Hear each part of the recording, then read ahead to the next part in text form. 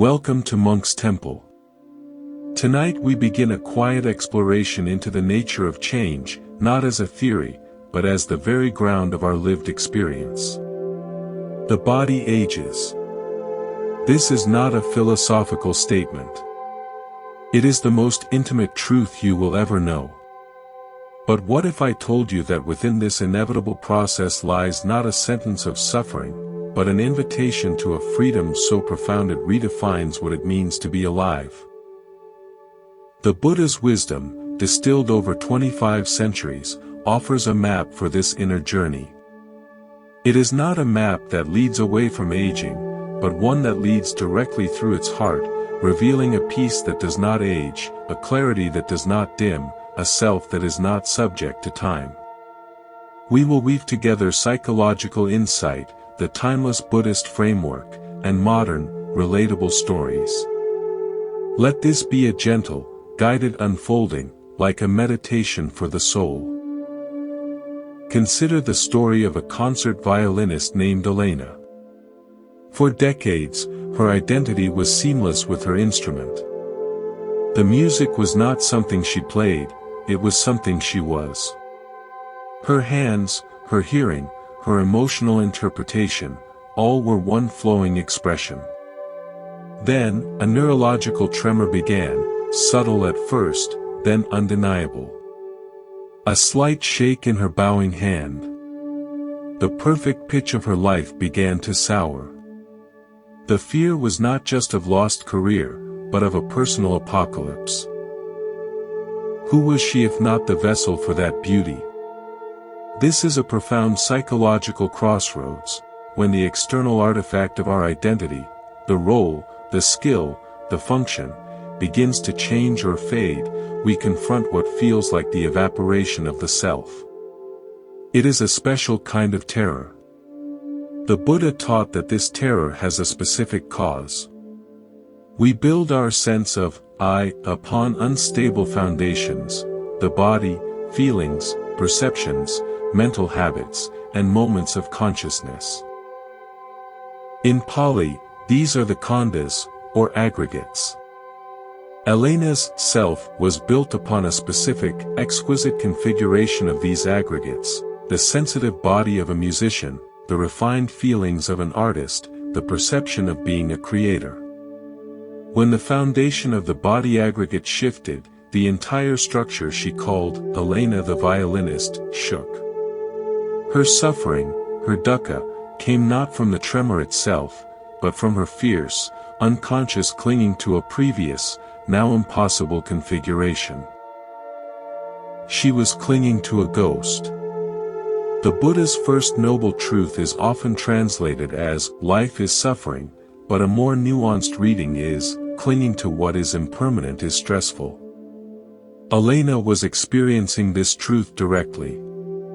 Her breakthrough came not in a practice room, but in a moment of surrender. One night, too frustrated to play, she simply sat in a dark concert hall where she had performed so many times. She placed her violin in its case. And she listened. She heard the distant hum of the city, the creak of the old building, the sound of her own breath. And then, she did something simple. She remembered the music. Not by playing it, but by feeling its shape in her mind, its emotional landscape in her heart. The melody of a Brahms sonata arose in her awareness, complete and perfect, untouched by any physical tremor. In that moment, she glimpsed a crucial separation. The expression of the music had been through her hands. But the source of the music, the love for it, the consciousness that could hold its form immaculate in memory, that was not in her hands. That was in her awareness. The tremor affected the instrument of expression, but not the conscious space from which the desire to express arose. This was her first taste of anatta, not self. She was not the performing body. She was the awareness that cherished the performance. The body was the violin, subject to wear and weather. She was the musician's soul, which could still hear the music even in silence. This is the pivotal insight: you are not the changing form, you are the knowing presence that witnesses the change. One is temporal, the other is a timeless capacity. If this perspective begins to create a little space between you and your own stories of change, if you feel a resonance with this deeper kind of listening, I invite you to subscribe to Monk's Temple. Here, we gently cultivate this space together, turning wisdom into lived experience. Let's ground this in a practice anyone can use. It revolves around a simple but radical reorientation of attention. We habitually live in our thoughts and sensations, lost in their content. The practice is to notice the space around them. For example, you notice a worry about aging, a thought like, "I'm losing my strength." Normally, you would fall into the thought, argue with it, believe it, and feel the emotional cascade. The practice is to take one step back. See the thought as an object in your mind. Literally think, here is the thought, "I'm losing my strength." Don't follow it. Just note its presence. Then, feel the awareness that is doing the noting. That awareness is not weak, is not aging. It is simply the clear, open space in which the thought appears and dissolves. You are practicing being the sky, not the cloud. We see this with physical pain, too. The Buddha spoke of the 2 arrows. The first arrow is the physical sensation, the ache in the knee, the stiffness in the back. It is often inevitable. The second arrow is our mental and emotional reaction to it, the frustration, the fear, the story of decline. This second arrow is optional. It is the product of identification. The practice is to receive the first arrow with bare attention, to feel the pure sensation without the label, "my terrible pain." In that space of pure sensation, the second arrow cannot find its target. The mind, when not clinging, discovers a natural equanimity. The body experiences, awareness knows. And awareness is not afflicted by what it knows. This is the foundation. Your changing body is not your enemy, it is your most immediate, honest teacher in impermanence. Every sensation, every limitation, is an opportunity to practice this discernment. This is a condition of the body. And here is the awareness, knowing the condition. In that subtle split, freedom is born. It is a freedom that grows not in spite of aging, but because of the clear, compassionate attention you bring to it. Let us continue. Having touched upon the fundamental separation between the changing experience and the awareness that knows it, we now turn to a powerful and often misunderstood companion on the path, memory. As we age, memory becomes a landscape of profound poignancy. We can look back with a bittersweet ache, clinging to vivid scenes of youth, vitality, and past happiness. Or, we can find ourselves grappling with fear as we misplace keys, forget a name, and sense the very fabric of our personal history seeming to fray. Here, the Buddhist framework offers not mere consolation, but a radical reframing of what memory is and what it is for. Consider a man named Arthur. A retired history professor, his mind was his palace, a vast, orderly library of facts, dates, and narratives. His identity was the curator of this library. In his early 70s, he began to experience the subtle fog of forgetfulness. A book title would escape him. The chronology of a familiar historical event would momentarily blur. For Arthur, this wasn't just an inconvenience, it was an existential threat. It felt like the walls of his palace were dissolving. He would spend hours in frantic mental retrieval, each small lapse fueling a panic about a future of complete blankness. He was in a war to preserve the content of his mind, believing that to lose the content was to lose himself. This is a common psychological trap. We conflate the data of our lives with the consciousness that holds it. The Buddha's teaching on impermanence applies to mental objects as fiercely as to physical ones. Thoughts, memories, and knowledge are all sankharas, conditioned formations. They arise due to causes, learning, experience, and pass away when conditions change, neural pathways, attention. To cling to them as a permanent, essential me is to set oneself up for inevitable suffering. Arthur was suffering because he was trying to grasp a river in his hands. His practice, once he was introduced to it, became one of letting the library be, while discovering the nature of the librarian. The shift began during a quiet morning. Unable to recall a specific detail about the Treaty of Versailles, he felt the familiar clench of anxiety. But this time, instead of following the panic down its rabbit hole, he paused. He took a breath and asked a simple question: what is it, right now, that knows the feeling of frustration? What is aware of the search and the fear?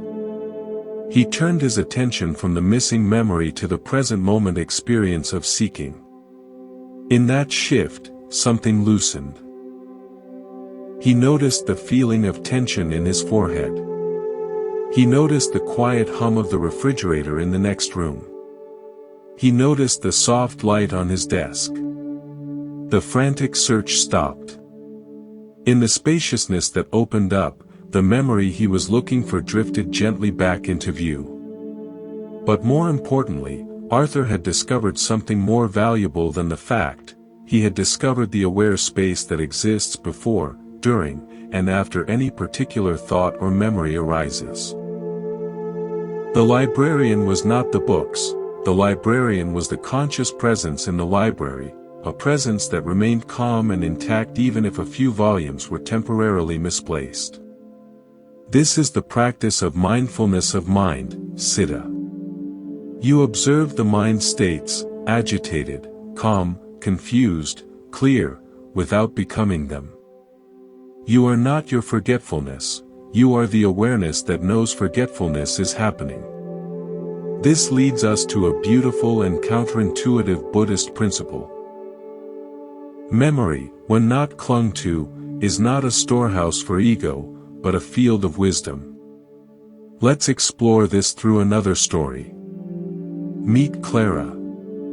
Clara had been a midwife, present for the raw, sacred thresholds of birth. In her old age, she found her own mind returning to these moments, not with a linear narrative, but in sensory flashes, the specific light in a room at dawn, the smell of antiseptic and newborn skin, the profound silence following a first cry. At first, these memories brought a deep sadness for a time of purpose now past. She felt like a ghost in her own life. But as she sat with these memories, guided by a basic meditation instruction to observe without grabbing or pushing away, something changed.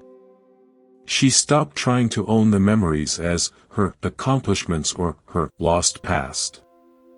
She began to see them as pure phenomena, flashes of life itself, arising in her present awareness. The love she felt wasn't for her past self, but was the love that was present in those moments, and was still present now as she remembered.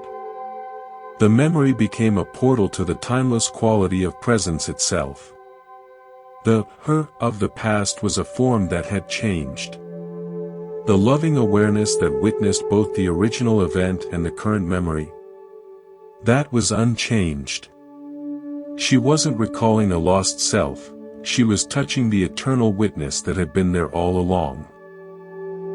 Her memories ceased to be objects of grief and became instead affirmations of a continuous, loving awareness that transcends any single role or era. This is how the past can become a teacher, not a jailer. The practice is to revisit a happy memory, not to cling to it, but to notice, what is the quality of the experience you are remembering? Was it peace? Was it joy? Was it connection? Now, feel for that same quality in your present awareness. Can you find a thread of that same peace or joy right now, in the simple act of breathing? You will discover that the essential qualities we cherish from the past are not locked in time. They are capacities of consciousness itself, always available. The memory simply points you back to them. Conversely, when a painful or regretful memory arises, the same rule applies. Observe it without buying into its story. See it as a mental formation passing through. The awareness that holds the regret is itself not regretful. By resting in that awareness, you detoxify the past. You free yourself from being its prisoner. So, we see that the aging mind, with its shifting memory, is not a broken instrument. It is a perfect ground for this advanced practice of discernment. Every lapse, every vivid recall, is an opportunity to ask, where am I in this? Am I lost in the memory, or am I the aware space holding it? This inquiry disentangles you from the content of your personal history and anchors you in the timeless presence of the knower. Your story is written in sand. You are the ocean that washes upon it, knows its contours, and then recedes, always whole, always deep. Now, let's bring our inquiry to one of the most potent sources of suffering as we age, our relationships, and specifically, the role of caregiver. This is a territory of deep love and profound vulnerability. We often define ourselves through our usefulness to others, as a parent, a partner, a supportive friend. But what happens when those roles reverse or dissolve? When the one you've cared for is gone, or when you yourself transition from caregiver to someone who needs care? This shift can trigger an identity crisis as severe as any career loss.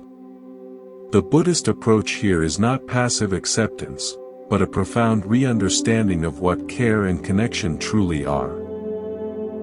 Imagine a woman named Helen. For 15 years, her life orbited around caring for her husband with Parkinson's. Her identity was the caregiver. Her days were structured by medications, appointments, and the minute-by-minute logistics of support. Her love was expressed through relentless, practical doing. When he passed away, the vast silence that followed was not just the absence of his presence, but the annihilation of her purpose. The phone stopped ringing. The calendar emptied. Friends, after the initial condolences, returned to their own lives. Helen was left not only in grief, but in a terrifying void. Who am I, if not the one who cares for him? This is a psychological wound that mirrors the Buddhist concept of upadana, clinging or grasping. Helen was clinging to a specific, active form of her love as her very self. When the external conditions for that form vanished, her sense of self collapsed. Her suffering was the pain of that clinging being torn away.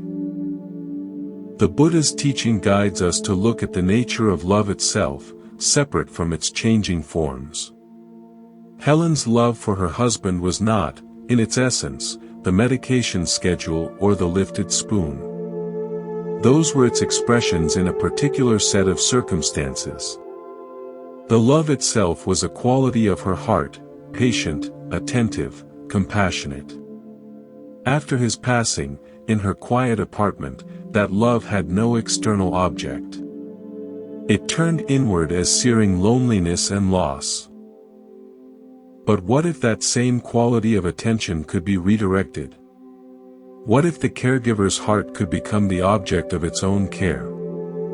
Helen's turning point came during a bereavement group. Someone shared a simple phrase, "Grief is just love with no place to go." It struck her. Instead of seeing her vast reservoir of care as a problem, as a painful excess, she began to see it as her fundamental nature, now seeking a new form. Her practice became this.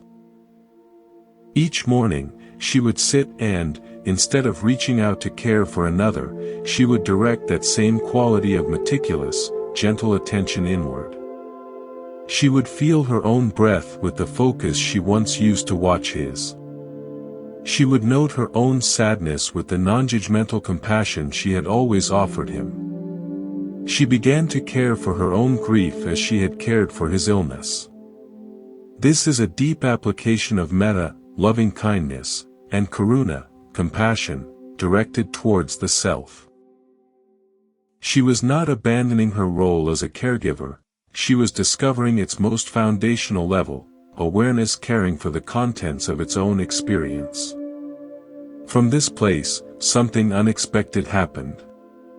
Her love, no longer tightly bound to a single person or task, began to subtly radiate.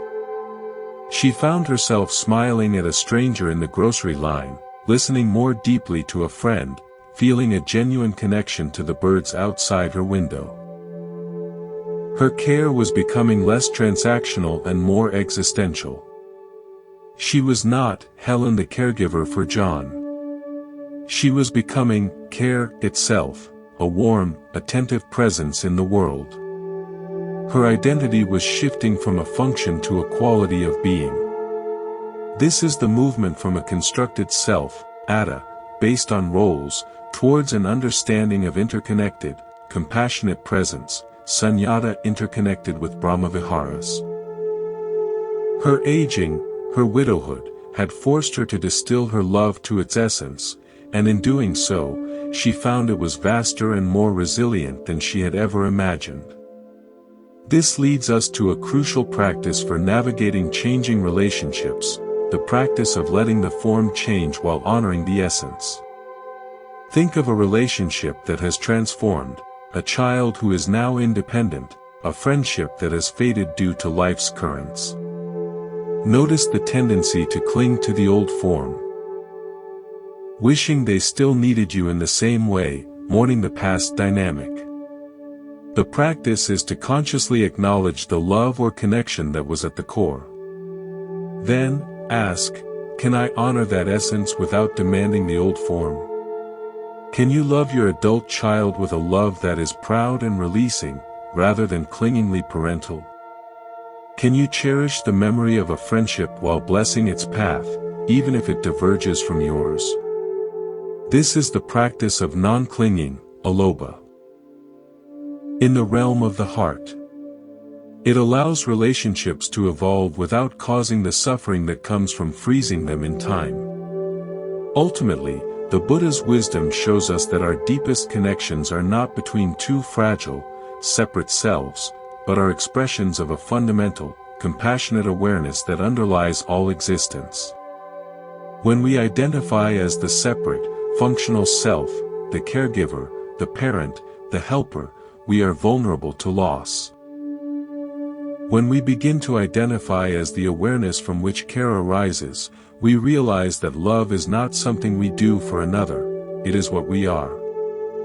And that cannot be taken away by any change in circumstance. The body may weaken and require care, relationships will change form, but the capacity for loving awareness is the very fabric of your mind.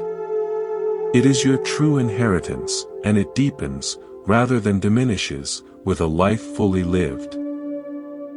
Let's turn our attention now to a subtle but pervasive source of unease, the changing landscape of our desires. In youth and middle age, desire often has a forward momentum, a striving for achievement, acquisition, experience. We build a life propelled by wanting. But as we age, the objects of these desires often become either unattainable or lose their luster. We may no longer desire a faster car, a bigger title, or another ambitious project. This can leave a strange vacuum. If I am not striving for something, what am I? Furthermore, new desires arise, desires for security, for comfort, for the preservation of what we have, for the avoidance of loss. These can become a tight cage of worry. The Buddha's teaching on desire, tanha, is central here. He did not say all desire is evil, he pinpointed how craving and clinging, the repetitive, sticky, identity-fueled form of desire, is the engine of suffering. Consider a man named Robert. He had been a successful entrepreneur, a man whose sense of aliveness was tied to the next big thing, the next deal, the next expansion, the next innovation. Retirement left him adrift.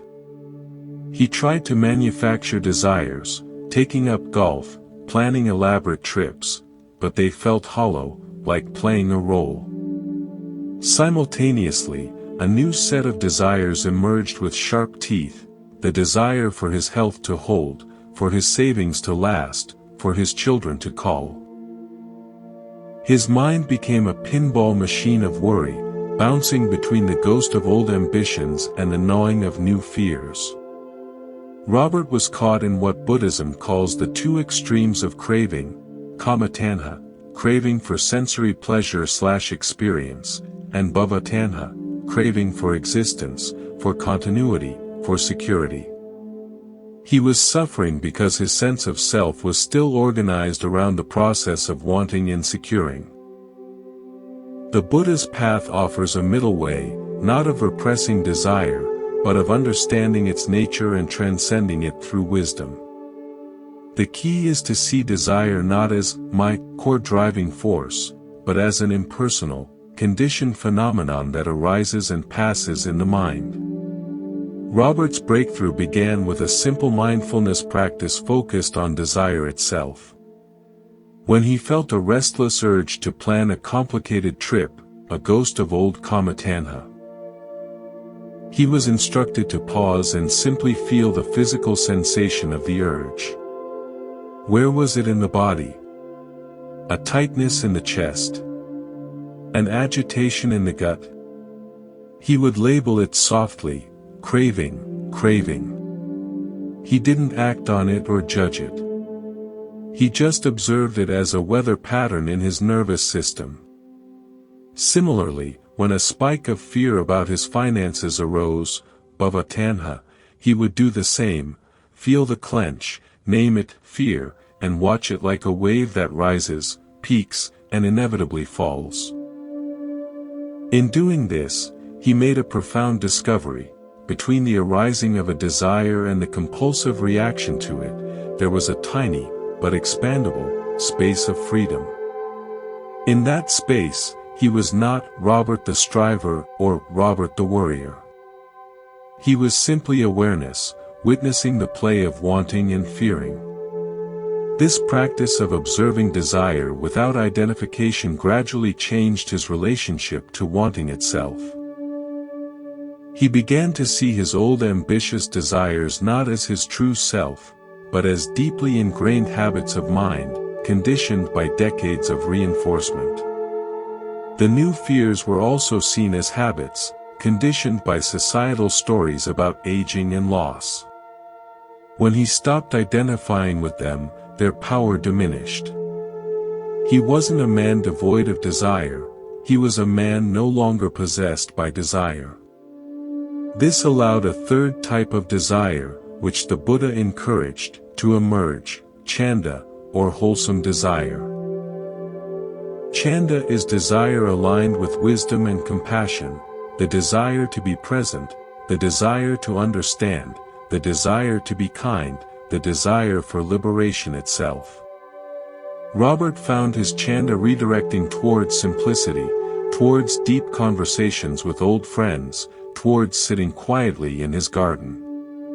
His sense of aliveness returned, not from achieving objectives, but from the vividness of presence itself. This leads to a practical tool you can use today, the desire audit. When a want or a worry arises, pause. Ask yourself. 1. Is this tanha, craving/clinging, or chanda, wholesome intention?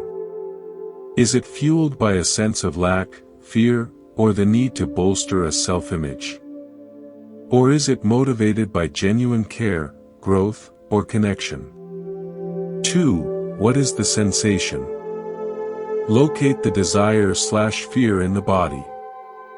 Feel it directly, without the story. 3. Who knows this?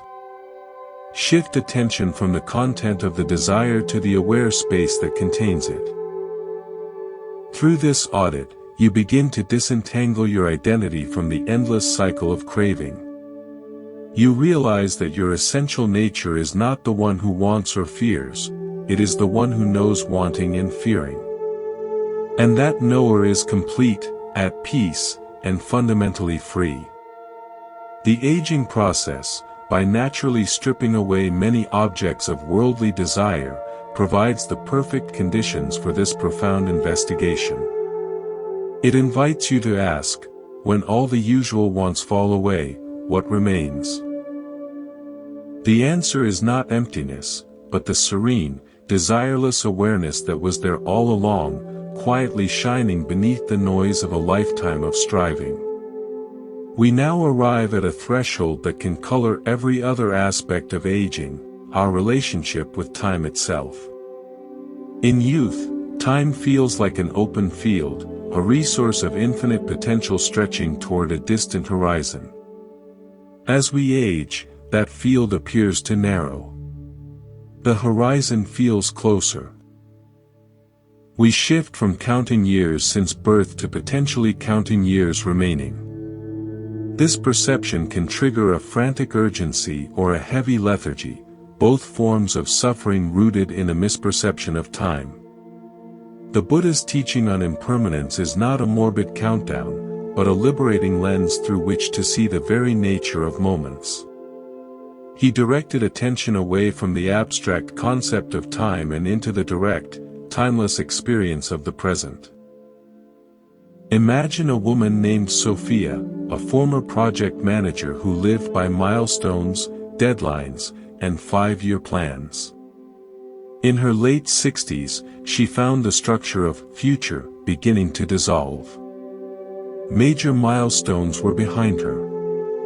The future no longer held promotions or buying a home, it held vague uncertainties about health and independence. She began to feel what she called time anxiety. A free-floating dread about running out of time to do something meaningful, coupled with regret about time she felt she had wasted.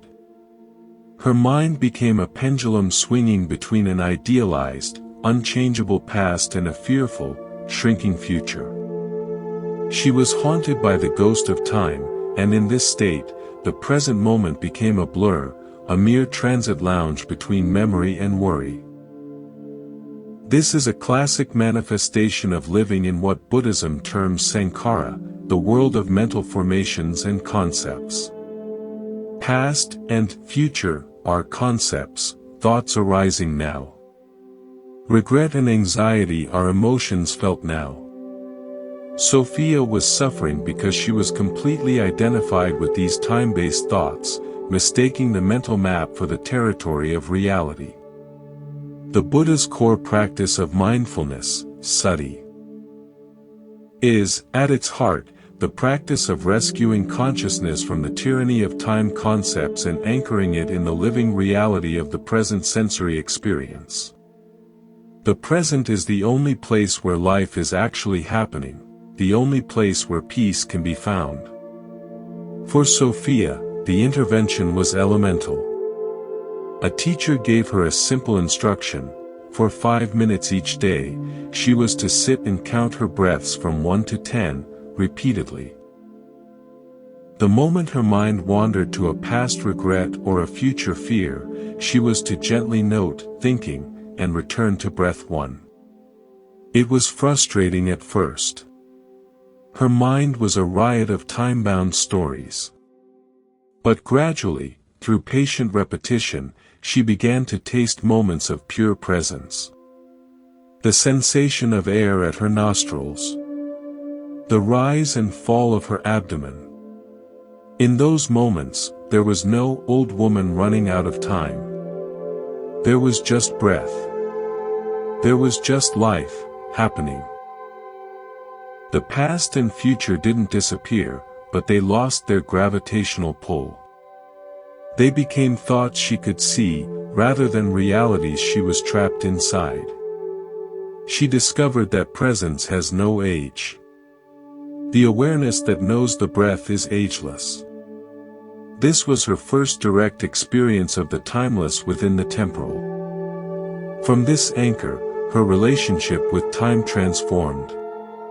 She stopped asking, "Do I have enough time?" and began asking, "How deeply can I inhabit the time I have?" This is the shift from chronos, clock time, quantity, to kairos, right time, depth, quality. A walk was no longer a task for fitness to secure a future health outcome, it became an exploration of sensation, the feel of the breeze, the sound of leaves, the play of light.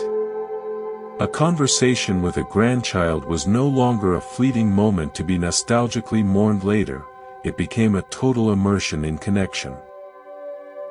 By rooting herself in kairos, Sophia found that the perceived shortage of chronos ceased to cause panic. In fact, a deeply lived present moment feels expansive, even eternal. She was touching what the Zen tradition calls the eternal now. This brings us to a vital practice, time grounding. When you feel anxiety about aging, about deadlines, about mortality, it is always a future-based thought. Instantly, drop into your senses. Find 5 things you can see right now, noting colors and textures. Find 4 things you can feel, the chair against your back, your feet on the floor, the fabric of your clothes, the air on your skin. Find 3 things you can hear. Find 2 things you can smell. Take 1 deep breath and feel it fully. This sensory immersion yanks your consciousness out of the abstract time stream and into the palpable, timeless reality of the present. You are not a story with an ending. You are a field of aware sensation, without beginning or end. The Buddha taught that liberation is found in understanding the nature of phenomena as they are. Time, as we conceive it, is a phenomenon of mind. The present moment sensory experience is a phenomenon of direct reality. By choosing to rest in the latter, you step out of the suffering created by the former. Your aging body is not a clock, it is a symphony of present moment sensations. Your life is not a line moving toward an end. It is a series of ever-new, ever-present nows. In the depth of this now, you will find all the time you have ever needed, because you will find the timeless ground of your own being.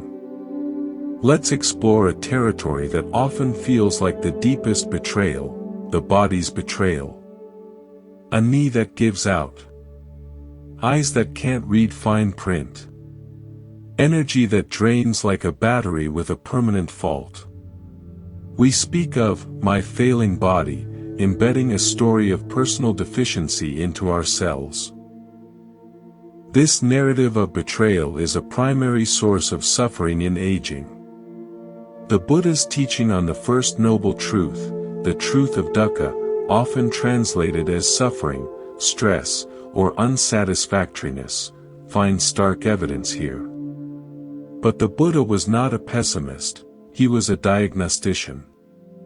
His purpose was not to condemn the body but to reveal why identifying with it causes such pain, and to point toward a peace that exists independent of its condition.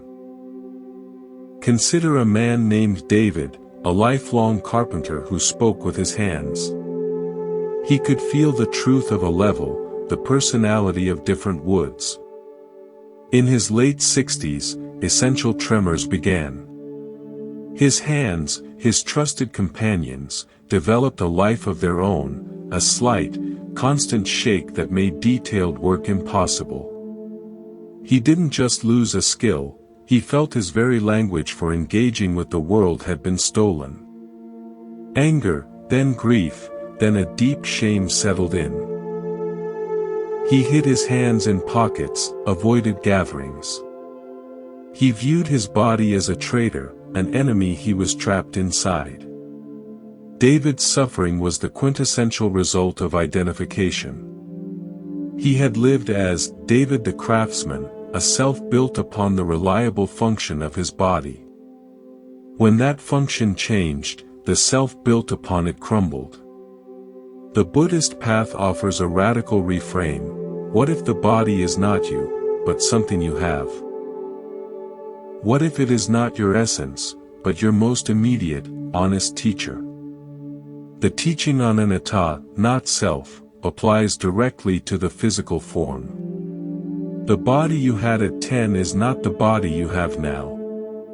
Every cell has been replaced. Which one was you? The body is a process, not a possession.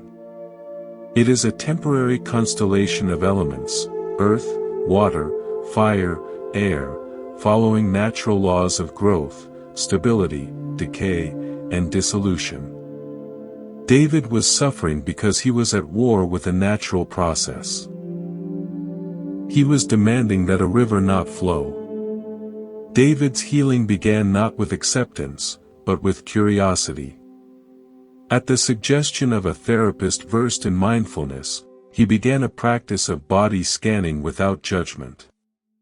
Lying down, he would slowly move his attention from his toes to the crown of his head. The instruction was not to fix or change anything, but simply to feel what was there. When his attention reached his trembling hands, instead of the usual wave of anger, he was asked to get curious. What does the tremor actually feel like as a pure sensation? Is it vibration? Heat? A buzzing energy? Observe it as a scientist might observe a strange but natural phenomenon. This was incredibly difficult. The story of betrayal was so loud. But gradually, in moments, he could separate the raw sensation of buzzing vibration from the mental commentary of my broken hands. He discovered a space between the sensation and his reaction to it. In that space, he was not the man with tremors. He was the awareness feeling a certain pattern of energy in the field of the body. The awareness itself was steady, clear, and untrembling. This practice of sensate disidentification is your key. The next time your body presents a limitation, a pain, a weakness, a change, try this micro-inquiry. 1. Feel the bare sensation. Locate it precisely. Describe it to yourself in neutral, physical terms: pressure, tightness, dull ache, tingling. 2. Notice the story. Hear the mental narrative that instantly arises: this is terrible. This means I'm getting old. I can't do what I love. 3. Differentiate. Silently say, this is sensation. That is story. Create a mental gap between the two. 4. Identify with the knower. Ask, what is aware of both the sensation and the story? Rest your attention lightly on that knowing presence. In doing this, you perform a profound act of alchemy. The body ceases to be an enemy and becomes a signal, a messenger. The ache in the knee is not a verdict on your worth, it is information about the knee. The fading eyesight is not a personal failure, it is a change in the lens. This doesn't magically heal the body, but it heals your relationship to it. You move from a war of me versus my body to a relationship of awareness with a changing physical process. This is the foundation for genuine compassion toward yourself. David eventually returned to woodworking, not as a master craftsman, but as a student of form. He began creating abstract pieces where the tremor's mark became part of the aesthetic, textured, organic, full of movement. His body was no longer a betrayer, it had become a collaborator in a new kind of expression. He had learned the deepest lesson: the body's changes are the most direct teachings in impermanence, anicca. You will ever receive. By meeting them with investigative awareness instead of defiant identification, you discover the part of you that does not tremble, does not ache, does not age. You find the silent, still witness within the storm of change. That witness is your true home. Now we come to a profound crossroads, the relationship between wisdom and the accumulation of years. Society often confuses the two, assuming that age automatically confers wisdom. But we all know older people who are bitter, rigid, and afraid. Wisdom is not a passive result of time passing, it is the active fruit of understanding harvested from experience. The Buddha's own life exemplifies this. He did not become enlightened through aging, but through a specific kind of investigative effort. In the context of aging, then, the crucial question becomes, how can we use the experiences of a lifetime, the joys, the losses, the changes, not as weights that bow us down, but as fuel for awakening? How does wisdom actually grow? Consider a woman named Eleanor. She had lived a full life, a career, marriage, motherhood, widowhood. By her mid-70s, she possessed what people would call life experience, in abundance. Yet, internally, she felt a growing sense of emptiness. Her memories felt like a heavy photo album, full of images of a self that no longer existed. Her mind often replayed loops of old grievances and nostalgias. She had the material of wisdom, the events, but not its essence. She was a library with no librarian, just piles of unprocessed data. She was suffering from what we might call experiential clutter. Her past was not a source of peace, it was a crowded, noisy attic. The Buddha's path offers a method for alchemizing raw experience into wisdom. It's called reflective investigation, Yoniso Manasikara. This isn't mere reminiscing, it's a structured inquiry into the nature of our experiences. Wisdom doesn't come from remembering what happened, but from understanding how it happened and what it reveals about the mind. Eleanor began this practice with guidance. She was asked to take one specific, potent memory, not a traumatic one at first, but a strong one, like the pride of a professional success or the joy of her child's wedding. Instead of just reliving the scene, she was guided to inquire. 1. What were the conditions that made this possible?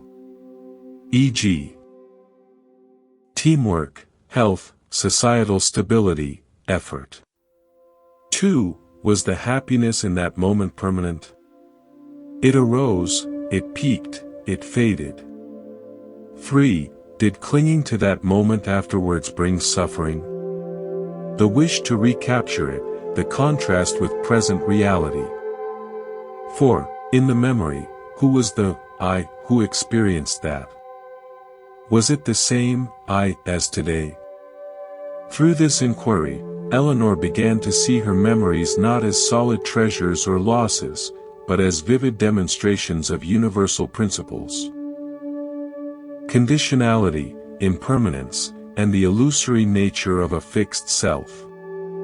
The pride she felt wasn't a permanent possession, it was a temporary mental state dependent on many factors. The joy of the wedding wasn't a thing she owned, but a beautiful, passing phenomenon. This reflective practice didn't cheapen her memories, it liberated her from them. They ceased to be objects of clinging or regret and became instead personalized lessons in the Dharma itself. Her life became her scripture. This is how experience becomes wisdom, when it is seen through the lens of the Buddha's core teachings. This leads to the second pillar of wisdom in aging, the development of non-attached perspective. With fewer social roles and worldly ambitions pulling at our attention, the later years offer a unique opportunity for what the Buddha cultivated, stepping back from the drama of my life to see the impersonal play of cause and effect. A man named Ben, a retired diplomat, practiced this. After a life of negotiation and positioning, he began to observe his own thoughts and family dynamics as if he were a detached, compassionate anthropologist. When a family conflict arose, instead of jumping in as Ben who must fix it, he would observe, there is clinging to being right. There is fear of disrespect. There is conditioning from past patterns. From this vantage point, his responses became wiser, calmer, more skillful. He was no longer a player lost in the game. He was someone who understood the rules of the game, the rules of the mind. This is the fruit of vipassana, insight, meditation made practical. Your accumulated years give you countless case studies in human nature, starting with your own. By observing them with detachment, you gain a profound, non-personal wisdom that can guide and soothe not only yourself but those around you. Finally, wisdom manifests as simplified knowing. In youth, knowledge is about addition, learning more, acquiring skills. In spiritual aging, wisdom is about subtraction, letting go of views, opinions, and unnecessary complexities. The mind becomes less like a cluttered tool shed and more like a clear, empty bowl, ready to receive the present moment just as it is. This is the wisdom of beginner's mind, cherished in Zen. It's not ignorance. It's the profound knowledge that conceptual thinking often obscures direct reality. The peace of an elder who has truly digested their experience is not the peace of knowing all the answers, but the peace of being comfortable with the mystery, of resting in not knowing. This is the wisdom that understands its own limits, and in that understanding, touches the boundless. Therefore, aging does not guarantee wisdom. But it provides the perfect, fertile ground for its cultivation. The practice is to actively mine your life not for gold, pleasure, or coal, regret, but for the diamonds of insight, seeing impermanence in every change, seeing the emptiness of a fixed self in every role you've shed, and seeing how clinging has been the source of your deepest pains. When you do this, your years cease to be a weight and become the very substance of your enlightenment. You are not just getting older, you are waking up within the dream of time. We now approach the deepest layer of this exploration, the role of letting go, or Visaga, as the ultimate spiritual practice of aging. We often think of letting go as a passive surrender, a giving up. In the Buddha's teaching, it is the most active and courageous form of wisdom. It is not a defeat, but a conscious, graceful release of what can no longer be held. Your entire life has been a curriculum in attachment, to people, roles, abilities, appearances, and ideas of yourself. Aging, with its gentle but insistent hand, is the final exam. It asks of you, can you release your grip, not in despair, but in profound understanding? Let's meet a man named Henry. Henry was a man of routines and rituals. His morning paper, his specific chair, his daily walk at precisely 4 p.m. These routines were the architecture of his sanity, giving him a sense of control and continuity in a changing world. When a fall necessitated a move to an assisted living facility, it wasn't just a change of address, it was an annihilation of his carefully constructed world. His chair was gone. His walk route was impossible. The new environment felt sterile, wrong. He responded with anger, then withdrawal, then a deep depression. Henry was suffering because he was clinging fiercely to the forms of his life, believing they were the substance of his life. He was trying to hold a river in a cup he no longer possessed. The Buddha taught that all suffering stems from craving and clinging, tanha and upadana. Henry's clinging was to his external arrangements, the tamine of his environment and habits. The practice offered to him was a gradual, internal letting go. It began with something small. A counselor asked if he could, just for one afternoon, let go of his attachment to the feeling of being wronged. Not to change the situation, but to stop feeding the story of, this shouldn't be happening to me. This is Satanavisaga, the relinquishment of intention, specifically the intention to resist what is. Henry was skeptical, but he tried. When the wave of, this is all wrong, arose, he didn't follow it into its familiar story. He simply said to himself, let it be. He didn't mean the situation, he meant the resentment. He let the feeling of resentment be there without fueling it with internal argument. To his surprise, when he stopped fighting the feeling, it lost its power. It arose, it sat there, and it faded, like a wave on a shore. In the space that opened up, he noticed the sunlight coming through his new window. He heard laughter from down the hall. He hadn't changed his world, but he had changed his relationship to his experience of it. This tiny act of internal release was a crack in the dam. From there, the practice expanded. He was guided in a meditation on the elements. He contemplated his own body, the solidity, birth, aging and weakening, the fluids, water, drying, the body's warmth, fire, becoming less robust, the breath, air, becoming shallower. He saw his body not as Henry, but as a temporary gathering of these impersonal elements, now naturally beginning to disperse. This wasn't morbid, it was incredibly freeing.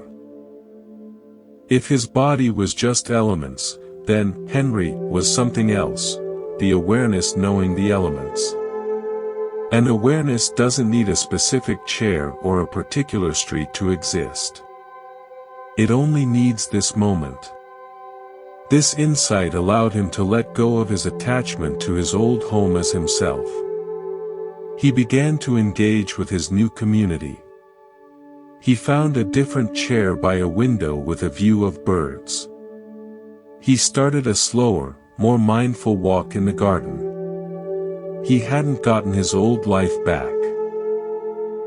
He had discovered that life itself, the capacity for aware presence, was still fully available, and was not dependent on any particular form.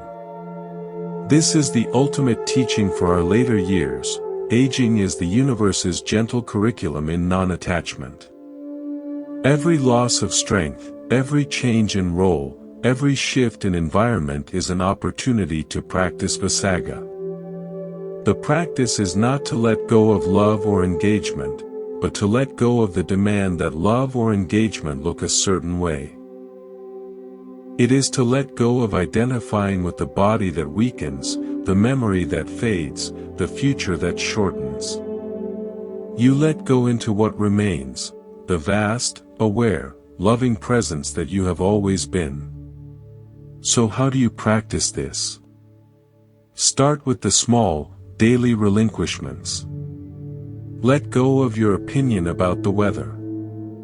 Let go of needing the next moment to be different. Let go of the story that a minor pain is a catastrophe.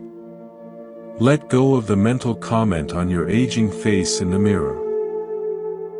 Each small release is a repetition, strengthening the muscle of letting go for the larger releases that life will inevitably ask of you. You are not practicing to become indifferent. You are practicing to become free, free to love deeply without fear of loss, free to engage fully without needing to control the outcome, free to be at peace regardless of the condition of the body or the circumstances of life. Henry's final years, by all accounts, were marked by a gentle luminosity. He had become a quiet lesson to those around him. He had stopped being a man clinging to a past life and had become simply awareness, at home in the present. He showed that the final gift of aging is not what you accumulate, but what you gracefully, wisely, let go of, until only the essential, deathless awareness remains. This is not an end, it is the most profound homecoming. And so we arrive here, at the conclusion of our exploration, though truly it is a beginning. We have journeyed through the psychological landscapes of identity, memory, desire, time, and the body itself. At each turn, the Buddha's timeless framework has served as our compass, pointing not away from the experience of aging, but directly into its heart to discover a peace that does not age, a clarity that does not dim. We've seen that aging becomes suffering only through a single, fundamental error, the error of identification. We mistake the temporary for the permanent. We confuse the changing forms, the body, the roles, the memories, the abilities, for our essential self. This misidentification is the root of the fear, the anxiety, and the sorrow we so often associate with growing older. The profound and practical wisdom of Buddhism offers the correction, a gentle, persistent process of disidentification. It is the practice of noticing, again and again, I am not this sensation.